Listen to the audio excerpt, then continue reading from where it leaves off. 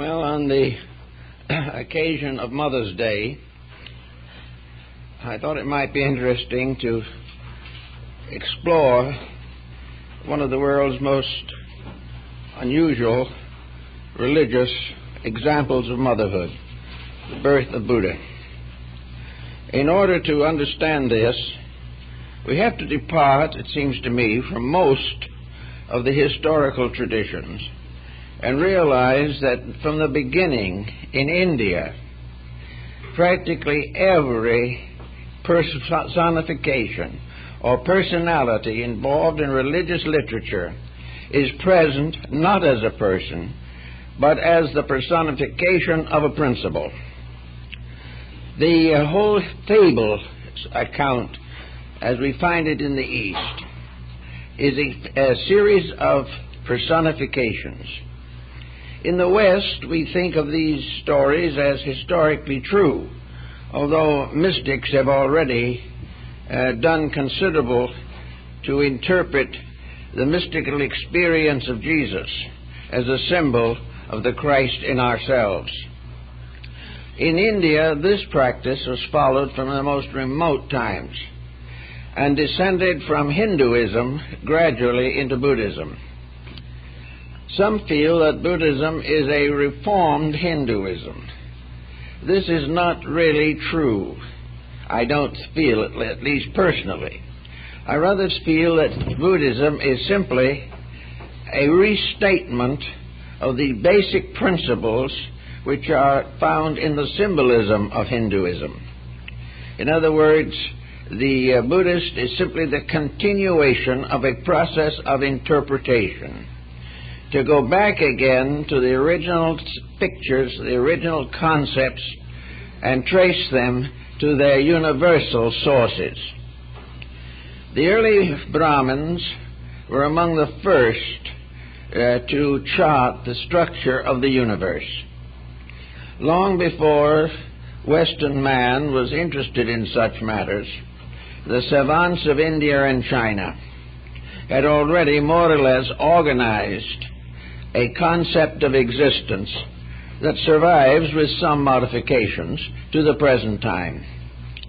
Perhaps one of the most important differences between Eastern and Western astronomy is that in the East, the universe is alive. The universe is a living entity. The universe is both a principle and a being. It is not simply an aggregate of chemical processes. The very atmosphere of space is alive. Everything that involves change and backs the processes of evolution and involution, every law of the universe is alive. There is no such a thing as a mechanistic concept in ancient Hinduism. There were a few materialistic scholars, but they never made much influence or had much to do with the forming of Indian thought. So we have the universe conceived as an entity, a vast being whose body nature is and God the soul. Everything is ensouled by a divine power. Everything is a manifestation of an infinite invisible. So the universe becomes the great symbol of the eternal from which it emerges. And therefore it was inevitable that in old Hinduism that science and religion should be considered as one form of knowledge, because to them there could be no science without religion, and no religion without the cosmic science, which was the principal heritage of ancient India. Living in a universe of aliveness was a tremendous challenge to the mortal mind of man, a challenge which has never been fully accepted even in India. The average Hindu is no more able to fully comprehend the vastness of his own theology than is the Westerner capable of understanding the overtones of his own sciences.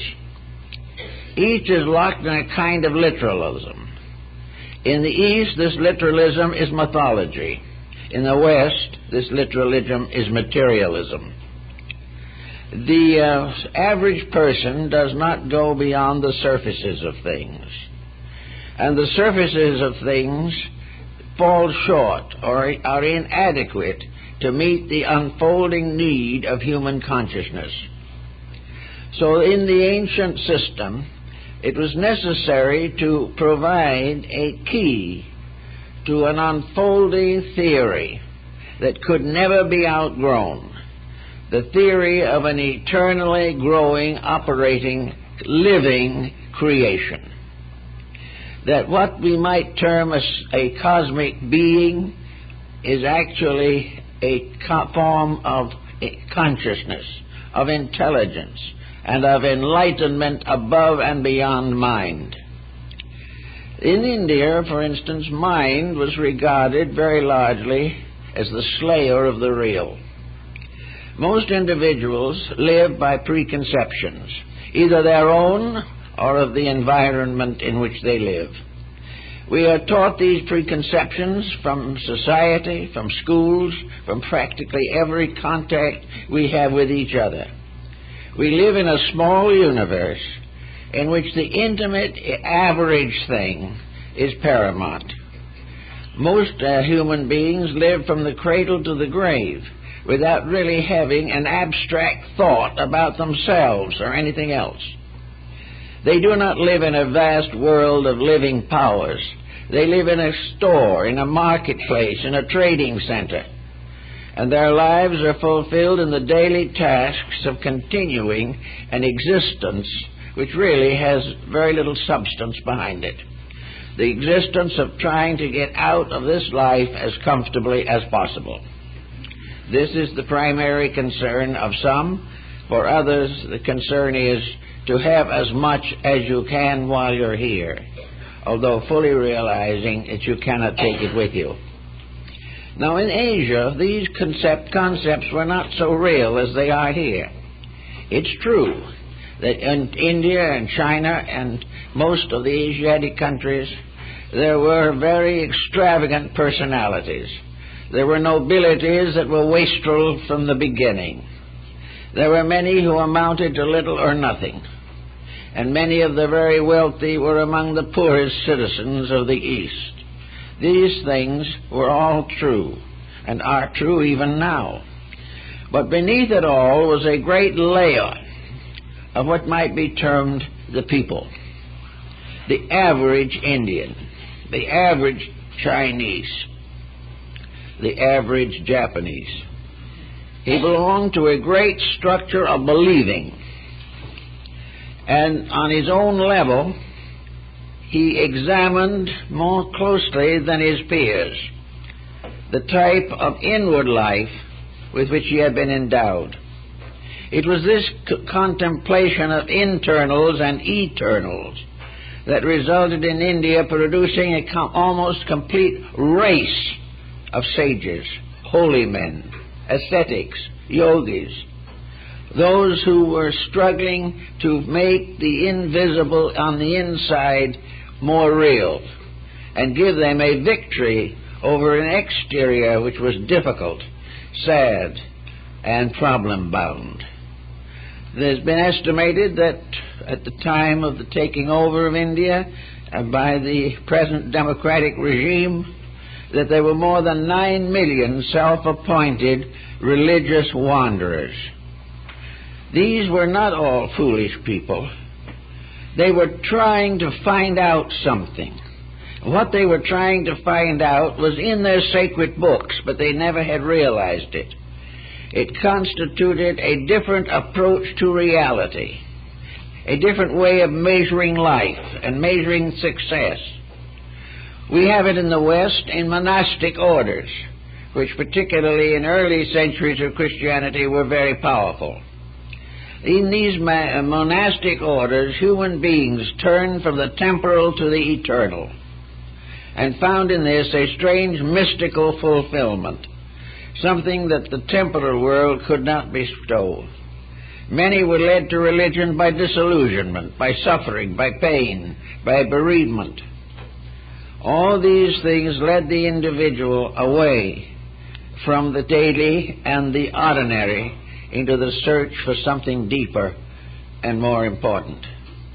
We are beginning to feel this situation now, because in the presence of the great changes that are taking place, with nuclear fission hanging over the world, with practically every system that we have proving its deficiency in many, many respects, with the average individual not enjoying nearly the security of his grandparents, there has been a great recognition of the fallibility of a materialistic way of life. And all over the Western civilization at this time, there is a rising of mysticism, of a search for a spiritual value.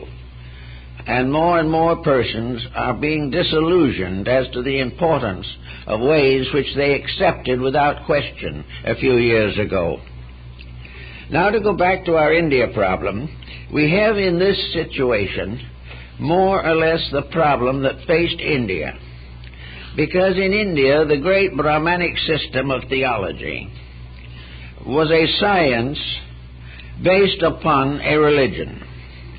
This science resulted in the fantastic structure of a caste system, a system which perhaps had many infallibles that will soon be forgotten, but also had certain points of value that have to be considered. The caste system divided humanity into 4 levels, or general structures. The highest of these was the scholar and the sage. In the caste system, wealth was not included among the important patterns of career. Below the wise, the second caste, was the defender of the wise. And the purpose of this defender was to make sure that wisdom itself was never profaned, that there was never a time when the highest was not protected and guarded. This might cause some thought today, where if we suddenly came to the realization that militarism was part of a caste in India dedicated entirely to the protection of truth in its abstract form. In other words, it wasn't who won the battle. It was to protect the eternal values of universal law, to protect what we would term the 10 Commandments, the defenders of the faith of righteousness. Then the third caste was what we would call today average people. These were the ones who were the shopkeepers, the workers, the agriculturists, all those who had to do with the maintenance of the living standard of the people, the work people of the world, who were entitled to very high recognition for this. Those who loved to labor, and to whom labor was a religion, to serve others, to feed the hungry, to clothe the naked, to heal the sick. These were the labors of mankind, and these were the labors primarily of the third caste, the caste that was concerned with making sure that the universal law was fulfilled in the commonplace, in the marketplace, in the store, in the home, and in the life of the average person who was never going to transcend a level of utilities. And the last caste was that of the outcasts, the Sudra. This was the caste not of the people primarily, not originally the people, who were born of a lower order. The Sudra was the individual who by nature was common, who by nature had no ideals and no integrities, who drifted about and became the basis of the unemployable, the criminal, and all those who preferred, in a sense, to remain unenlightened, to live as slaves to their own ignorance, and by this circumstance ending enslaved by others. The Sudra represents, therefore, a person who, regardless of wealth, regardless of station, regardless of opportunity, goes from the cradle to the grave with no interest in the well-being of anyone except himself and his own. The individual to whom selfishness is a way of life, because selfishness is a supreme form of ignorance. The man who does not go to school may be learned. The man who is selfish is always ignorant. So these situations, taken literally, became more or less ridiculous. But lifted up to their level of principles, they had truths that are useful even in our day. Now, in the ancient system of thinking, we know that Buddhism, coming in, had as its purpose a transforming of certain East Indian symbolism into what later became Buddhist symbolism. The Buddhists did not destroy the gods of the Hindus, nor turn against them, nor declare them to be untrue or unreasonable. The Buddhist point of view was that these gods of the Hindus were not gods at all, except by man's appointment. He created them in the image of himself, and bestowed most of his own virtues and vices upon his deities. These were attitudes, these were opinions, these were misinterpretations of principles. But the principles themselves, if they could be cleared, would be very noble and beautiful. It was just a case where, as the Buddhist point of view takes it, it was necessary to convert the gods of India and make Buddhists out of them. Make Buddhas out of the gods of India. Now, it was considered to be a little tricky, but it happened so smoothly, so gently, that it was merely a matter of deepening meanings. There was no conflict, really, between the conversion of the Hindu to Buddhism in the ancient time. He could accept it or not as he pleased. It wasn't important. But gradually, out of this situation, there rose a new estimation of the principles and purposes of deities. That these deities were in reality very much like the great aristocrats of the material world. Today we have a tendency to regard with great veneration the leaders we ourselves have created. We open the door for the advancing politician. We have great respect for our leaders, for our actors, for our school teachers, for all classes of persons that we have created, and we have tremendous respect for the wealth. Wealth becomes a kind of honorary degree in the life of everyone who gains it. So we take a very humble position in the presence of wealth, very seldom questioning how the wealthy person got it, or what he's going to do with it, or the trouble he's having with it himself. These things pass lightly. Now, in the Indian system, the old Vedic gods became more or less man-created aristocrats.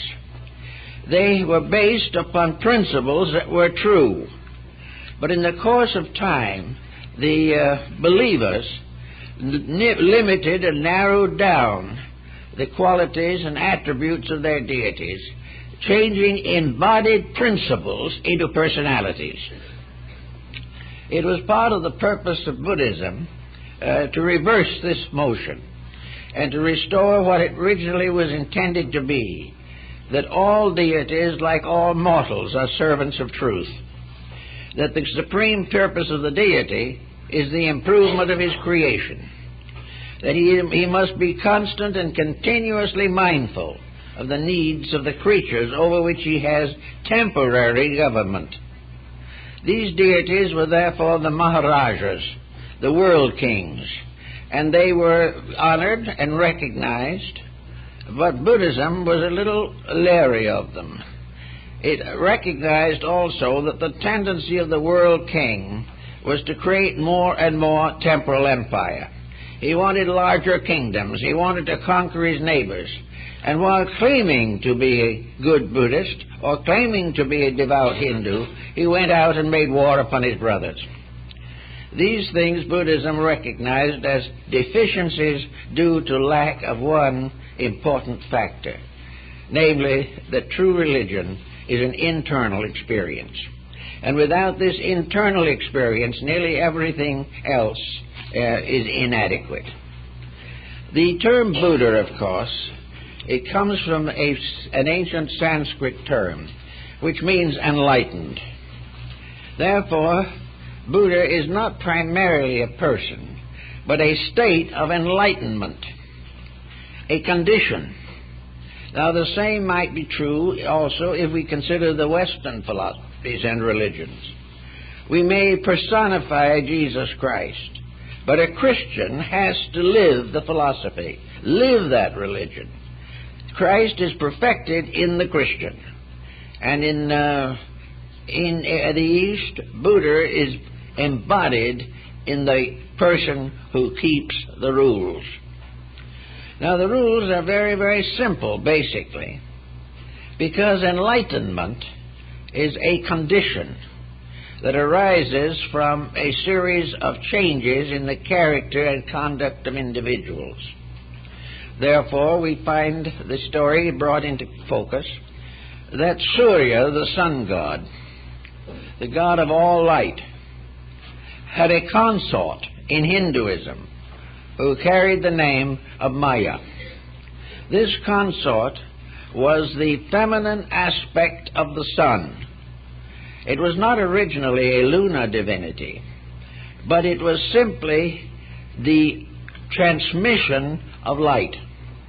It was not something inferior, something secondary, something dependent.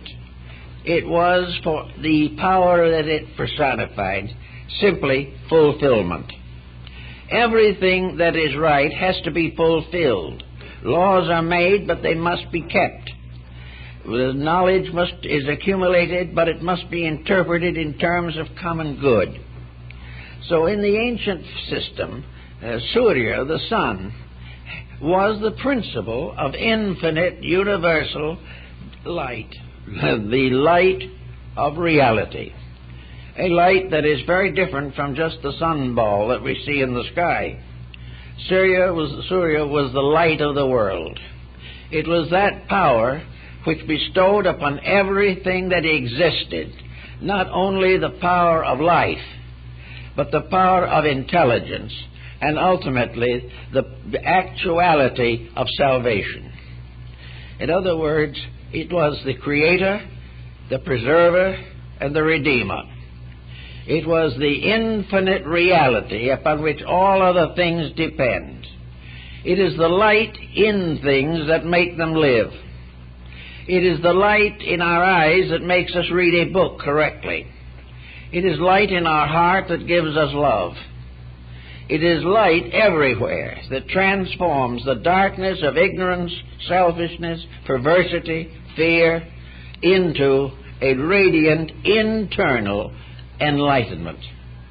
This means, as even the Western mystics have clearly shown, a change in what man sees when he looks. The individual who is not enlightened looks upon a world of difficulties.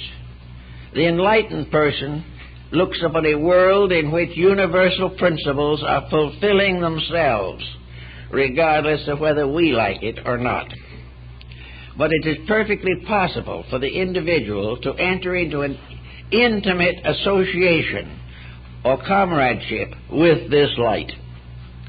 So in the beginning in this system we have light. And this light becomes the principle which is not visible light, physical light, such as we can see, but a light that transforms the inner life of everything that lives. A light that shines through the darkness of every uncertainty, imperfection, and incompleteness. Now, according to this concept, then, Maya would be this light in manifestation. The light per se is in the sun deity, but this light in manifestation becomes the instrument of the enlightenment of everything that lives. Therefore, Maya is not a secondary power. The Shakti is not merely a dependent. It is in this case a principle that can only manifest through an appropriate vehicle. And that appropriate vehicle is creation. And over this creation and all that it possesses and all that it contains is the principle of this one light coming home in everything that lives. Therefore, Maya is the fulfillment of the divine purpose, as that purpose is represented by the eternal maternal principle. In the Indian philosophy, finally, in spite of what we may think to the contrary, if we go back far enough to the roots of the Vedas and the great teachings of India, we find that the eternal, space itself, the infinite potential theater for the existence of things, that which is the root of everything and from which everything must come and to which it must return, is a feminine power. This represents the inevitable state of birth and rebirth, both of which are feminine potentials. In this sense, therefore, we see the gradual transmission of this concept of Surya and Maya into the development of Buddhist legendary and lore. This legendary and lore divides abruptly into two schools, the northern and the southern. The southern school is far less florid than the northern. The southern school teaches that the only way that the individual can release himself from the great cycle of responsibilities and escape from the illusion of materiality is by entering holy orders, casting off all worldly possessions and going forth in humility and unworldliness along a path that must lead through the whole of life to death. Only when there is a complete renunciation of all material things can the curse of Mara, the Lord of illusion, be broken. About the beginning of the Christian era, in the northlands of India, on the borders probably of China, a new branch of Buddhism slowly emerged.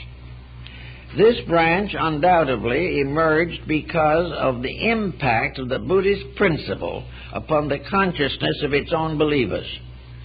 There was no inconsistency. There was no misinterpretation. There was simply a new realization of relationships in which it became no longer necessary to assume that the great invisible cause, this eternal life, this infinite light, was tyrannical. There was no reason to assume that reality or truth must be cruel. There was no idea or realization that it was necessary to be punished forever for the sins of the fathers, that there was no hope except by this strange path of renouncing everything, including self. As a result of this change of perspective, the second school, which became the northern school, or the Mahayana, became tremendously important in the growth of Asiatic peoples.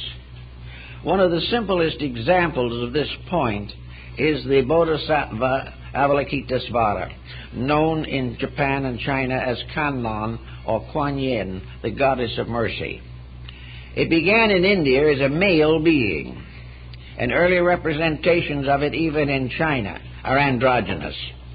But gradually it became a new being, for it was suddenly recognized or understood that mercy was strangely a heart aspect, that it was something, therefore, that belonged not to the creative processes, but to the redemption and release of creatures. And in this course of procedure across Asia, this deity became feminine, and is as feminine is recognized today among all Buddhist peoples.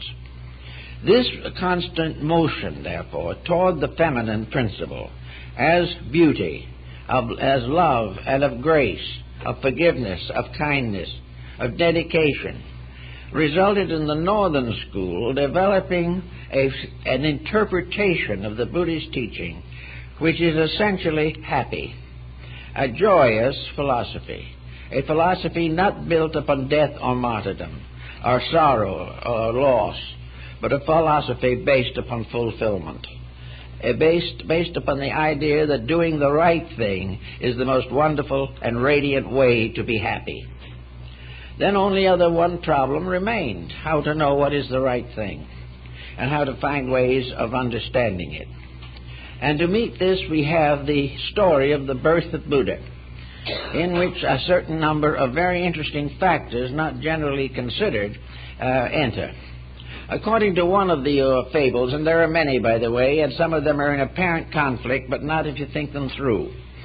In the beginning, Surya, the god of the sun, this being the infinite light, not the light that is physical or temporal, but the light that comes with every being who comes into the world.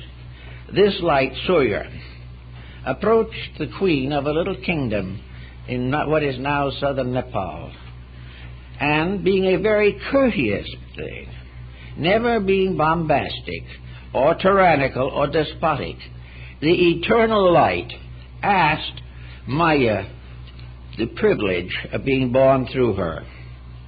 He wouldn't do it. It wouldn't do it if she didn't want it that way. And at first she rather objected to the idea. But after a very beautiful story was told, she accepted and agreed that she would become the mother of the embodiment. Now, what was going to be embodied? In one school, the embodied being was a bodhisattva, a being approaching perfection, who had voluntarily accepted the ministry of coming into the world for the redemption of mankind.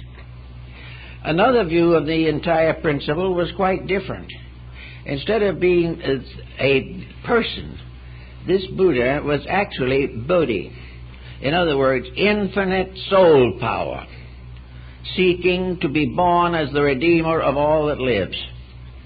Now, in the categories, particularly those we find also in Yoga and Vedanta, we have a triad of which Bodhi represents infinite benevolence. Bodhi is the love that has no imperfection, no distortion, no selfishness, no self-interest. It is infinite love, infinitely manifesting throughout space as the proof of the presence of the divine power. In other words, manifesting always through love. The eternal light comes into the life of the individual. Therefore, the immaculate birth of Buddha is also very symbolical of the immaculate birth of truth in the human soul. This is the purpose of the story. It is that we should suddenly come to realize that we must personally accept the invitation to bring into our own lives and through our lives into the world a manifestation of infinite love. Now, in the story, of course, we have the case of the Immaculate Conception again. The Buddha enters into Maya's body through the right side on a lotus throne supported by an elephant, which was Ganesha, the symbol of wisdom, the symbol of propriety.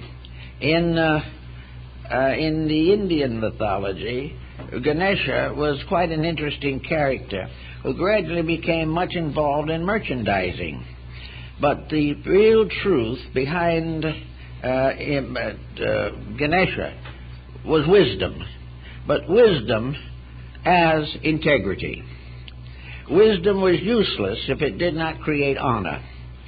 Wisdom was meaningless if the wise were not good. Now, wisdom assumedly cannot be attained without virtue. Therefore, worldly wisdom, as we find in the story of Pilgrim's Progress can't be real wisdom at all. But in wisdom, the Bodhisattva was brought into the body of Mahamaya. And at that same instant, a blue lotus flower was placed in her hand as the symbol of the Annunciation. And of course it's interesting that in many European figures the Virgin Mary at the time of the Annunciation is given a lily by the angel. This lily is again part of the same thing. And in the case also Mahamaya, we find another interesting parallel. She is associated very closely with the moon, which in a mysterious way is under her feet. Anyway, Mahamaya becomes the mother of the Buddha. She is purity, becoming the mother of truth.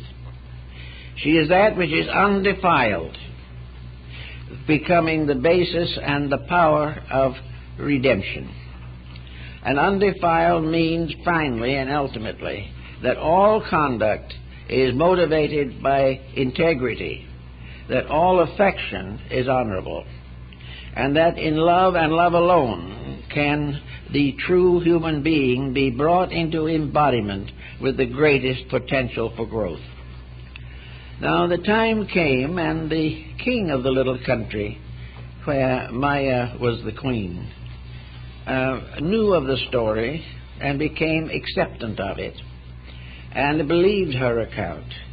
And in due time, when her term was complete, they went to a beautiful garden called the Lumbini Garden near his palace, where grew the painless tree, the tree that there was no suffering.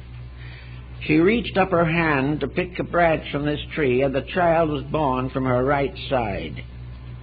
Now this is quite an interesting account for the reason that in all probabilities we are to understand that Gautama Buddha was born or delivered by a cesarean delivery. This is the only thing that would account for the detail, and also account for the fact that it's carefully recorded that the mother died within 7 days. This would prove very likely true of a cesarean done at that time. So we find that instead of being brought up by his mother, he was brought up by his aunt. And this aunt became also the wife of the king, and together they raised the child. Now in this particular story we find another interesting thing, which I think tells us something of the mythology involved. When the child was born, at the moment of birth, it was caught in a cloth held by the gods Indra and Brahma. And at the same time the skies opened and the dragons of space anointed the child. Then, as only a few minutes old, the child walked, and he took 7 steps in each of the 4 directions, and then returned to his native infancy. And the Chinese indicated these steps by putting a flower where each one of the 7 footprints in each direction was placed. And in the old woodblock prints, the flowers are arranged in the form of the cross. This is another interesting point that has generally been ignored. But it is all part of a story that goes far deeper than we're inclined to think. Actually, the continuation of the life of Buddha goes into a whole complication of situations. His aunt who raised him becomes one of his first converts, and this is regarded as an indication of his true attitude on conversion. Also his own son, who was called the delayer or the prosponer, was converted. And Rahula was born on the day in which Buddha received enlightenment. All these stories all fit together to make a story. They're very important. Actually, therefore, we find the development of the boy following a concept of picture, following the ancient customs always, but strangely breaking through them into the destiny that was intended.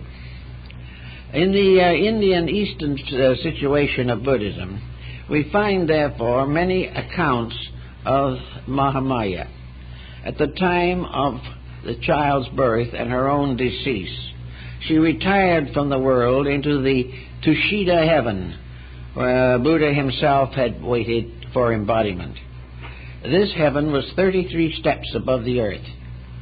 And when Buddha came back to his father's house to preach and convert the king after he had finished his own enlightenment, one of the first things that he did was to ascend the 33 steps and preach the doctrine of redemption to his own mother. This was his second contact with her. There was one contact after this, after his own death. After Buddha died and the disciples had gathered about the great wooden casket in which the body was placed prior to cremation, the mother, attended by celestial beings, descended from the Tushita heaven to mourn for the death of her son. And as she stood beside the casket in prayer and weeping, the casket opened and the Buddha rose to console her.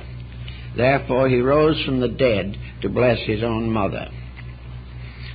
These legends and these fables go on and on and on, but they are all trying to tell us something. And it is what they're trying to tell us, it seems to me, that is the most important of all. Actually, in the 8th century A.D., the Buddhist monk Kobodaichi went to China, where he received enlightenment, and where he brought back to Japan a great many relics and sacred things belonging to the Chinese Buddhist assembly. Among the things that he brought back was a tiny image of Maya Bunin, the mother of Buddha. And this image was placed in a little temple that was built on a hill overlooking the city of Kobe, in Japan. And this is called the White Moon Temple, or the Temple of the Lunar Crescent. And this temple is still in existence from the 8th century, and is either now in the Shingon or the Tendai jurisdiction, perhaps both. And every year there is a special and wonderful ceremony given there to honor the Mother of Buddha. Now in the Shingon or the Tendai jurisdiction, perhaps both. And every year there is a special and wonderful ceremony given there to honor the Mother of Buddha. It is the only temple so dedicated, I guess, in Japan as far as we know, although she occurs in much of the sacred art of the country. But anyway, once a year there is a special ceremony for her at night, and a great procession of followers, both men and women, carrying torches, go up the pathway leading up the side of this mountain to the temple. And it's a very unusual spectacle and very dramatic and moving to see these rows of lights climbing up to the abode of Maya Bunin. Anyway, the entire story now goes back to a series of principles. And I think we all need the realization that mystic Buddhism, esoteric Buddhism, has always more or less held that the whole story comes back to the individual. That the individual, we are all, in one way or another, bodhisattvas in the making.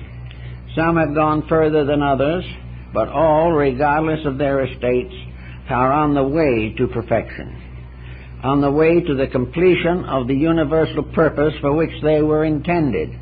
And this is one of the points that is quite a situation between Eastern and Western thinking. The Eastern mind has a concept, at least, of what the intentional end is. In the West, this concept seems to be almost completely lacking. The average individual going through life does not know why things happen to him. He does not know how to handle problems that arise. And when he approaches the end of life, he doesn't know where he's going or what the future holds. In the Orient, conjecture at least, symbolic thinking, has brought certain consolation relating to this type of thinking.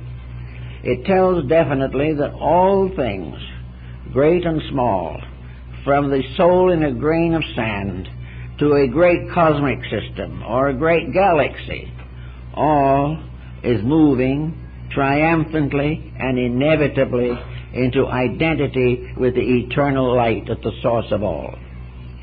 But now this light has to have meaning, or just to say that we are bathed in a great radiance would not be very consoling. But this light, which we don't understand, this infinite life, is the thing that created everything that exists. It is the ultimate of wisdom. It is the ultimate of beauty. It is the ultimate of virtue. There is nothing that exists without it, and nothing that possesses it can cease to exist. All things, therefore, are part of an incredible, inconceivable, eternal value, eternal reality. To try to define this in the simple terms of human experience is vanity. We can't explain it because we have not yet fully experienced it.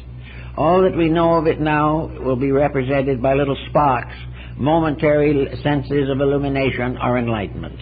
But the great value is beyond our estimation. But toward it we are moving. Therefore, the motion behind all things is toward perfection. And perfection is reunion with the infinite. Perfection is the end forever of the imperfections which cause mortal existence and mortal strife. Therefore, to the Buddhist concept, the revelation of life is this inner experience, this something or other that we all have to face or go through. Therefore, we can say, if we wish, that mortal persons, men and women alike, are all aspects of Maya Bunan, the mother. We are all mothers because through us truth must be born. We are parents because it is through us that the eternal light must come into manifestation. We will be invited to accept this destiny simply because by so doing we sacrifice nothing that is real, retain everything that has eternal value. Now, some people will say, well, that may be true, but in this eternal pattern of things, all my own personal desires are threatened. I want to do certain things myself. I want to be myself. I want to continue to exhibit my own competitive relationship with other creatures. And that, we would say then, that man declines to become the embodiment of the infinite. He is not ready yet. He must have a little more experience. He must gradually outgrow the illusions which he now regards as important. He must triumph over his own weaknesses, his own inabilities, and his own fallacies. Now, this is also more or less conditioned in the life of Buddha by the illumination scene. Buddha became a holy man. He became a searcher after truth.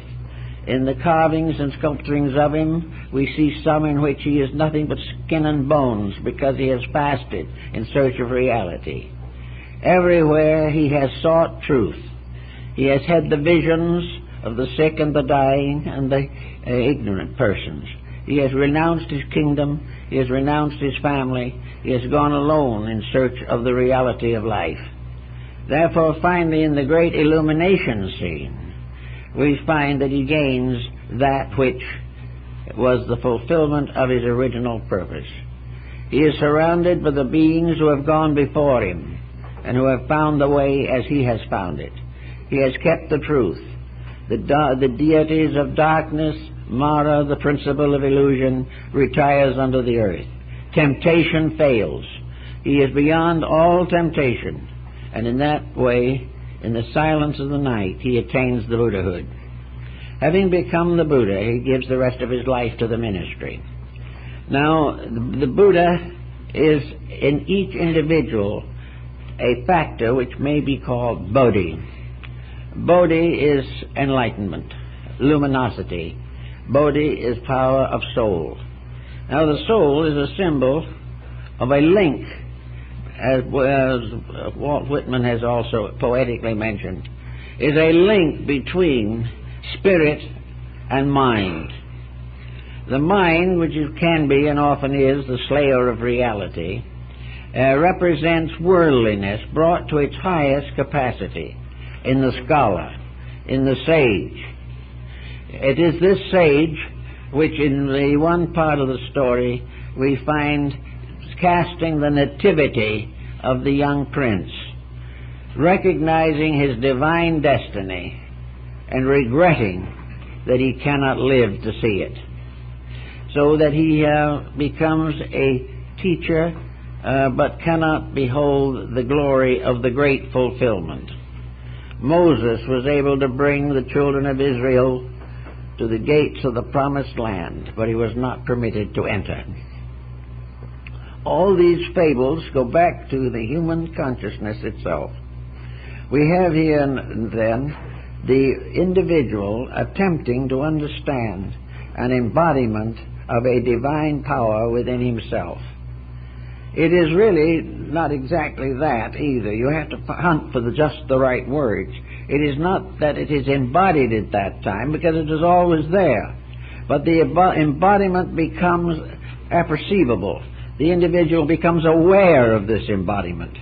So it is assumed that the embodiment takes place when awareness of it is achieved. But it is there all the time.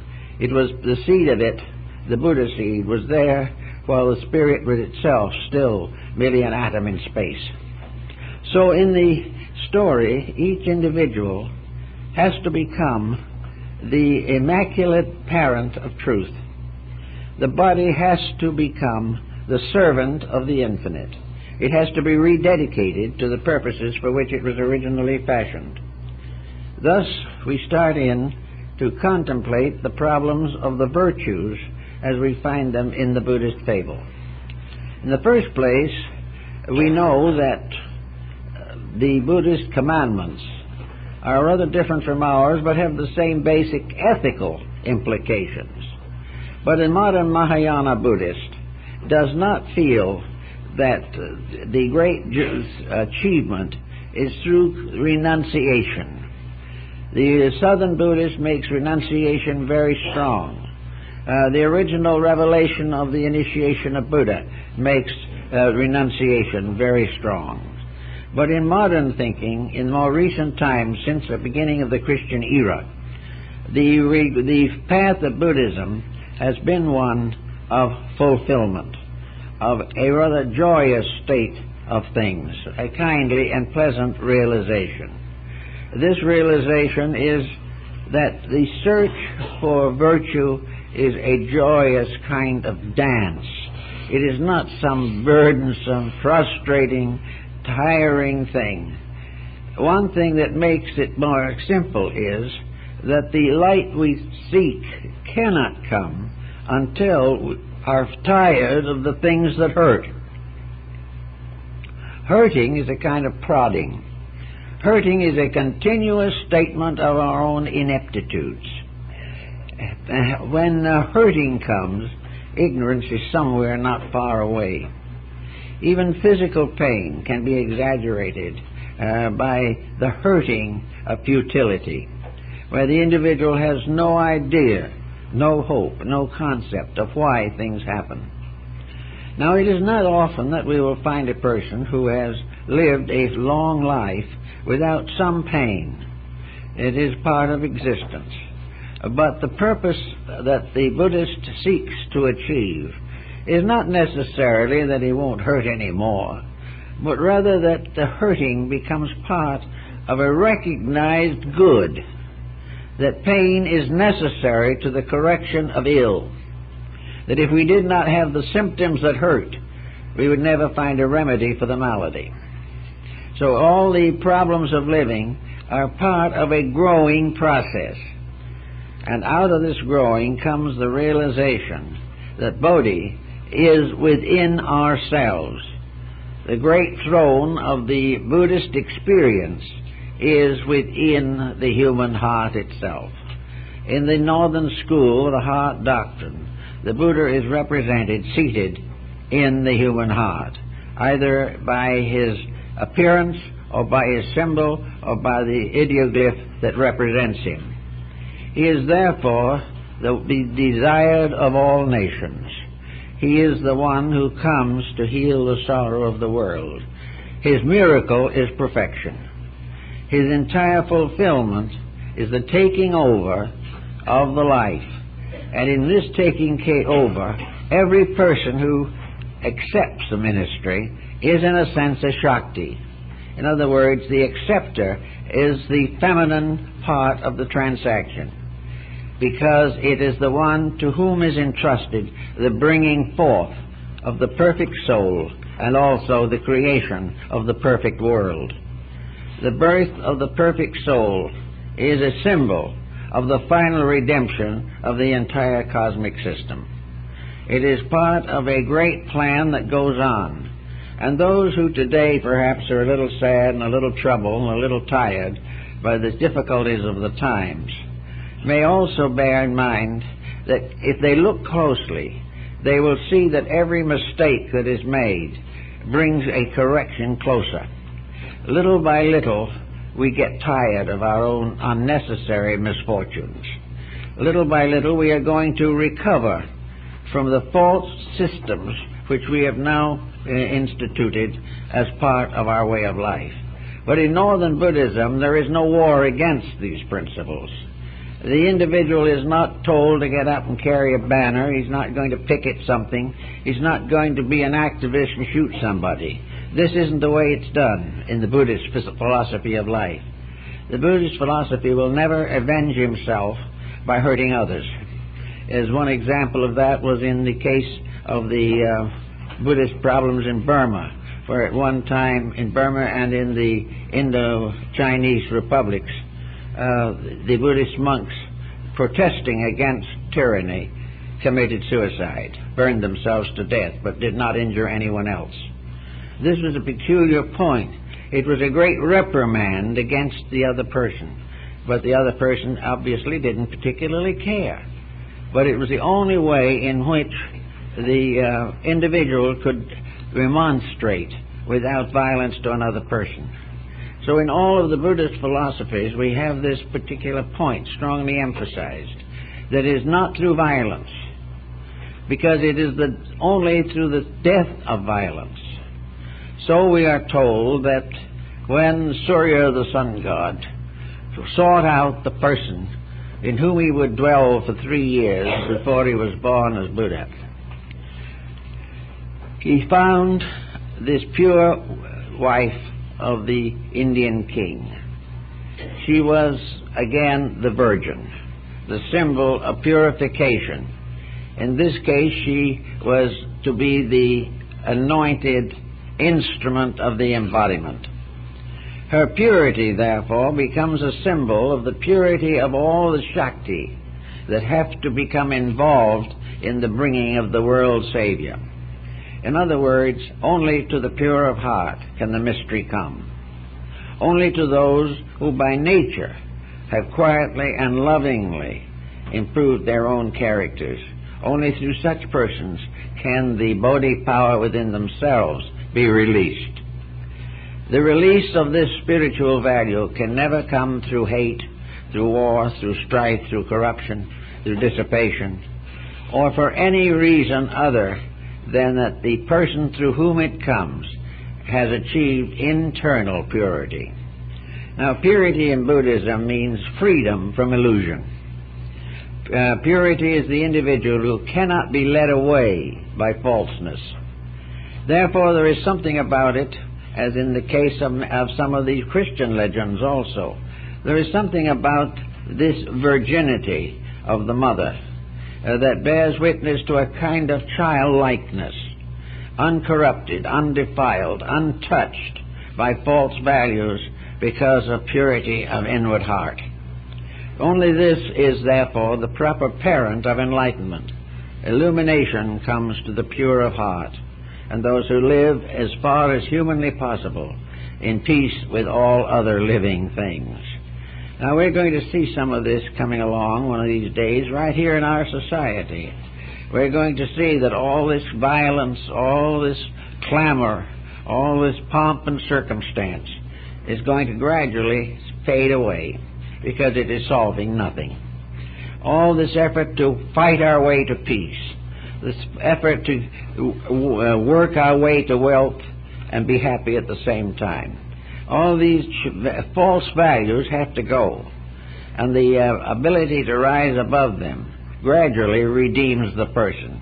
Every truth seeker who is honest, everyone who really recognizes the need for greater inner strength, is therefore becoming more and more a person of purity of heart and mind. It's interesting to note that in early English and other languages, the word virgin was not limited to the feminine. One of the kings of England was called the Virgin King. It was simply a symbol of integrity, of purity of motive, of purity of intention, and of the living of a righteous life in a world of temptations. So the idea of the achievement of the virgin self, the coming of the mother of the mystery before the mystery itself can be born, indicates the idea that in the heart doctrine, love becomes the mother of enlightenment. Love becomes the mother not only of human enlightenment, but in some mysterious way, expanded beyond our comprehension, becomes the one great gate that leads into the infinite. All other factors are secondary to the unselfish love of one human being for another, and of all human beings for their creating power. All these things are substanced in the Buddhist teachings. There are all kinds of legends and fables about all of these things, but every one of them has something to do with the fact that the inner person is the mother of truth, that this inner person is the love of truth, is the purification of life, and is the consecration of conduct, until finally it is the perfected soul that brings forth the Redeemer. This all becomes part of a world message. It is everywhere among the doctrines of mankind, because it is always something that has come out from within the being itself. These different religions are the human being's gradual unfolding of their own potentials. Little by little we demand a different type of deity because we are becoming a different type of being. The God of battles is no longer our saints. We no longer respect authority, power, despotism, and tyranny. We no longer expect to be slaves of some eternal despot whom we can never understand and from whose tyranny we can never escape. This type of theology is gone. And the kind of theology also that teaches or tries to teach us that because of a few short years in this world, our eternal destiny is measured. That we must go to some other place and suffer forever for sins committed by our own ignorance. These things simply will not fit into the Buddhist philosophy of life. Rather, it is always a case of growth. And I think it's also important to remember in thinking of the law of reincarnation and karma as taught in Buddhism. Buddhism does not teach that karma goes on forever, and that forever we make the same mistakes, forever we suffer for them, and we keep on suffering and going on, and as a result of eternal mistake, we are eternally reborn.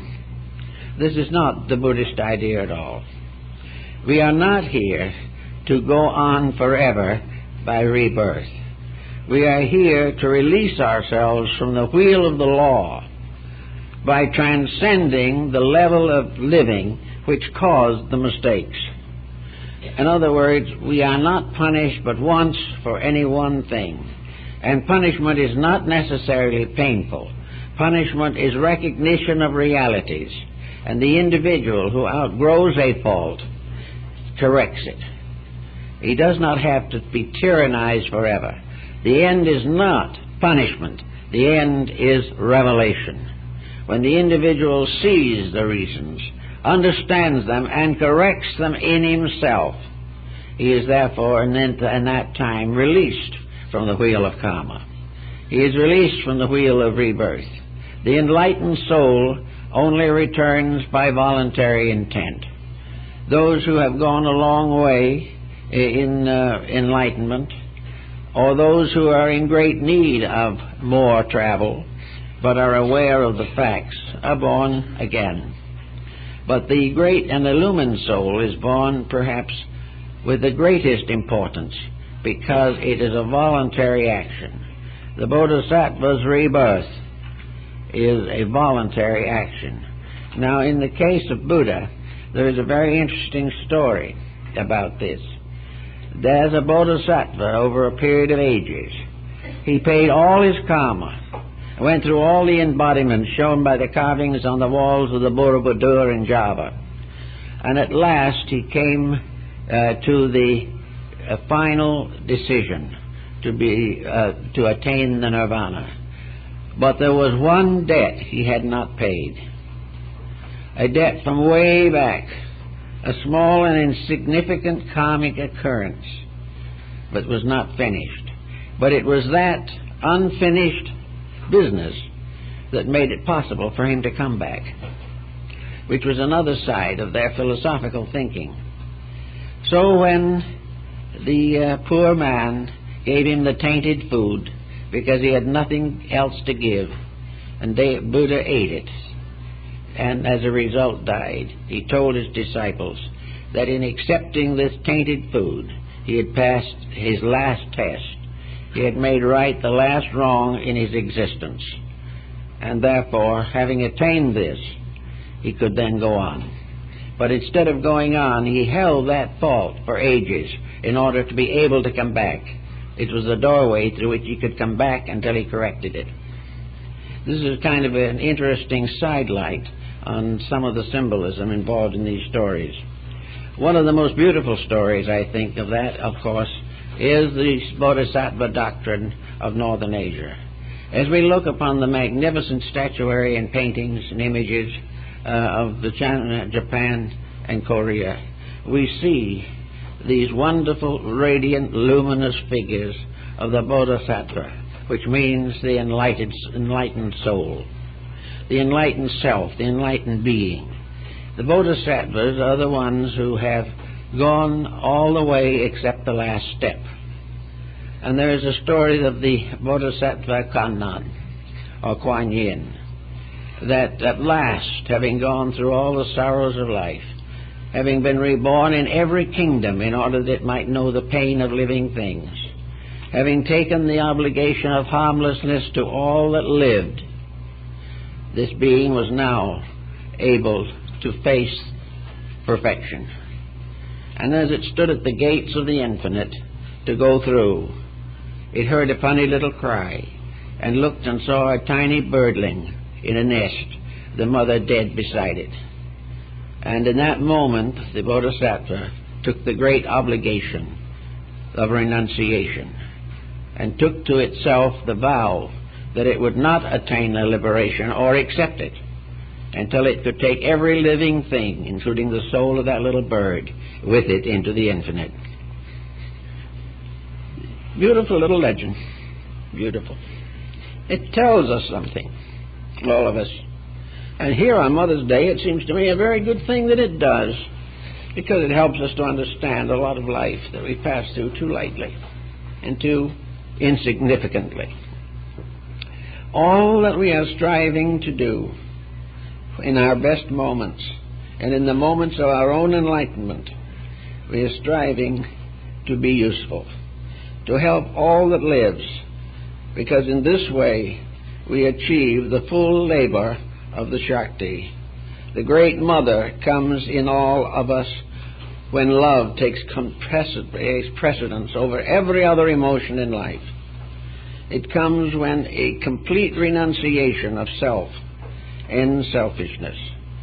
A complete renunciation of gentleness ends all hate, stress, and tension. And I think today maybe we are in great need of this kind of a religion, this kind of an attitude towards life. Under the pressure of our economic situations and political stress and international complications, the individual is moved to attitudes that are not right for him. He hates. He is belligerent. He despises. He gossips. He condemns. He is forever looking for the wrong in things. And in so doing, he locks himself in the illusion of his own material attitudes. I think there is something to be said for Buddhist mysticism which could be carried over into any religion. In other words, Buddhism is not primarily interested in making Buddhists. It is not interested just in converting anybody to anything. What it is interested in is seeing all human beings living nearer to a purpose of universal peace, of universal accord, of universal understanding, of universal affection and regard. And therefore, in this case, the Son, or the Eternal, comes to each person and asks the right to come in. This is Christ knocking at the door. Each person has the right to accept into itself this power. A dedication to the release of soul power, which is to be found by gentle meditation, prayer, thoughtfulness, consideration, and the gradual disciplining of false attitudes. If the individual becomes capable of eliminating most or the greater examples of his own inconsistencies, both the Buddhist and many other religions have also a formula represented by Yakushi Niori, the Buddhist deity of healing, the healing power of the truth. That in some mysterious way, even physical sickness often has to give way to enlightenment. It can be strangely made better. There is also a very interesting formula about the great physician in the Buddhist doctrine. And the great physician came to each person who was sick, but they rejected him because his medicines were not pleasant to them. He told them frankly that the healing medicine was that by which the soul was changed. So they rejected him, and he went his way, and no one paid any attention to him because they wanted to have health through excess rather than through discipline. And so one by one they got sicker, until finally, in desperation, they called the great physician back and agreed to follow his instruction. When they did, they got well, and everyone lived happily ever after. The great physician is, in the Buddhist doctrine, the power of love over hate. It is the power of tranquility, the power of the great paternal feelings that we have. And it is represented very largely when each person becomes a parent of others. Each person becomes the immaculate parent for the incarnation of the great light of the world. These things are perhaps also shadowed down into our material existence. And on Mother's Day, it is very good to think of some of these things, because there is a tremendous power in the simple fact of motherhood itself, by which life is changed and transformed, and each individual moves from merely part of a pattern to one of those who is becoming a creator, someone through whom life is to come into the world. And in this life we have the physical, but in the philosophical level this light becomes the mystical. And light as physical perpetuates the species. Light as mystical perfects the whole world and all that inhabits it and all that works through it. So on this day, let's be very grateful for those who have brought life to this world through the natural laws of maternity, and also realize that this embodiment is a symbol, a very beautiful and wonderful symbol, in which the cherishing of life, in which the mystical experience that the individual goes through in the process of bringing forth a physical child is in a mysterious way surrounded by the presence of universal laws and principles which also have to do with the production of the soul. This human soul is born through the mind and through the body. It is precipitated from the spiritual life of the individual. It becomes finally the heir to all the ages, and it is the child that will never be a pain to its parent. This bringing forth of the sun child, the soul child, the Buddha child in ourselves is the gradual unfoldment of the eternal through the temporal, of the invisible through the visible. The principle will not be seen, but it will be made known by its preachments. And the preachments in this case represents the conduct, donations and contributions to world good, and everything that can be done to make a better life. So there's constantly coming into this world souls that are brought here, if by love, by the strongest power there is, and that the entire experience of physical love has its absolute equivalent on the higher planes by the mystical experience of soul love. And without love, there is nothing but sterility. Without love, there is nothing but death. And with love, there is everlasting life. So the gradual transformation of ourselves into the love principle is more or less a feminizing process. It is making the principle of love stronger than the principle of law, but does not break the law, because the law itself arises in an infinite consciousness of love. The law is there because it is necessary to the fulfillment of the great affection of the universal parent for its children. So all in the world we can really hope for is that gradually private people in their daily living will begin to live closer to the realities of good, that little by little our failings will be transformed by a kind of affection.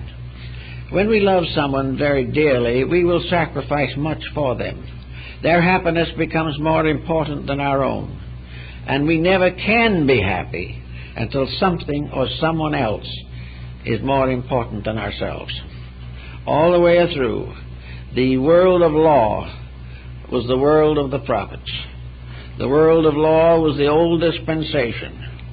But the understanding of the law, not its abolishment, but the understanding of the law becomes the new dispensation, because it is that by which we gradually come to understand that law itself has no existence except as an instrument of love. As the parent must correct a child, so universal law, because it loves creation, corrects its mistakes. Little by little we move into a more rarefied and gentle atmosphere of relationships with things. We are no longer quite so heavily indoctrinated with the passing moods and attitudes that make up most of our lives. It is a good thing, perhaps, in this day of the year when we become very much remembering of our parents and those that we've known, and we remember the half-forgotten and the half-remembered. It is nice to realize that this whole pattern, everything involved in it, is nothing but divine love coming to age in the human being. And also that when the human being becomes an instrument of the divine love, then the solar system is in order. And all the worlds that are continue to fulfill their destinies under the loving care of infinite life, light, and truth. These things, if we think about them, may help us to have a little happier day today and look forward to something nice tomorrow. Thank you very much.